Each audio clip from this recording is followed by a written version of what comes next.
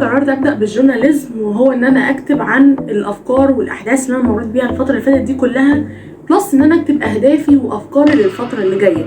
ده طبعا قبل دخول الجامعه. النهارده هيشاركني ضيف صغنطوط كده شويه، هو صاحب الرسومات اللي متعلقه على الحيطه دي.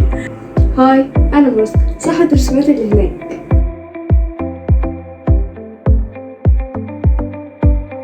زي ما انتوا شايفين كده بدأنا نكتب، ومرة واحدة لقينا إن إحنا مش فاهمين أي حاجة خالص ومش عارفين نكتب أي حاجة، يعني بصينا لبعض قعدنا نضحك، إحنا مش فاهمين هنكتب إيه والحوار هيدور إزاي،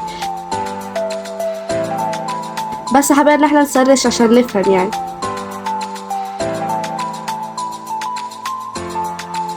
وساعتها بقى قررنا نلجأ لشات جي بي تي، أسهل وأسرع طريقة تبدأ تبحث فيها عن أي حاجة أو تعرف عن موضوع جديد.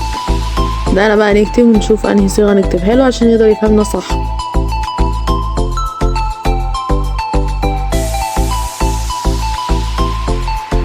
وبعد ما كتبنا ادانا موضوع حرفيا طويل قوي قوي قوي، بس قعدنا نقرا ونحاول نفهم.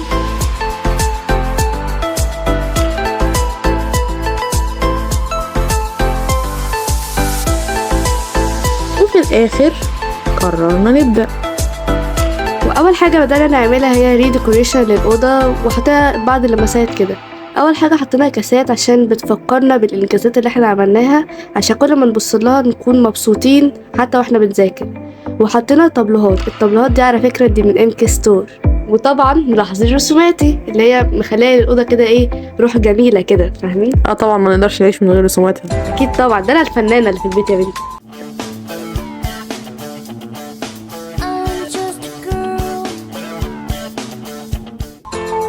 ودلوقتي زي ما انتوا شايفين ان احنا بدأت اطلع الحاجات من الدرج والحاجات اللي احنا هنستخدمها واحنا بنكتب عشان تفتح لنفسنا يعني.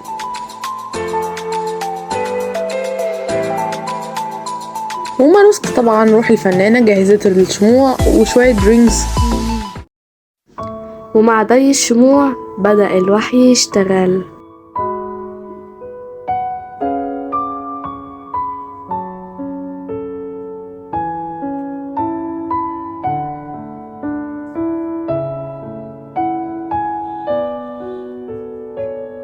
انا بقى ماليش قوي في جو الشموع والحاجات دي، فمكاني هو كان المكتب اللي بتنزل عليه كل الافكار وانا بذاكر، فبدأت الكتابة وبس كده.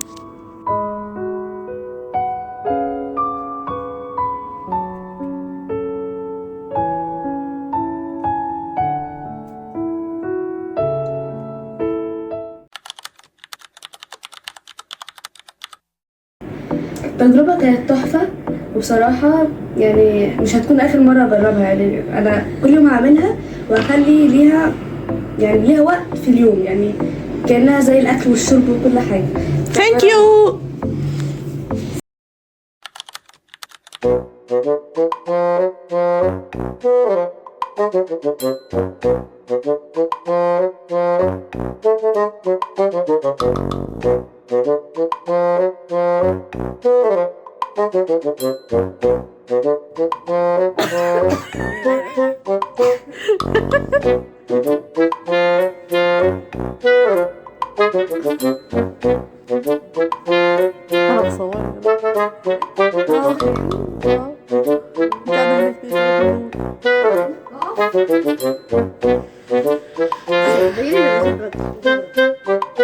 هقول لك كوفي.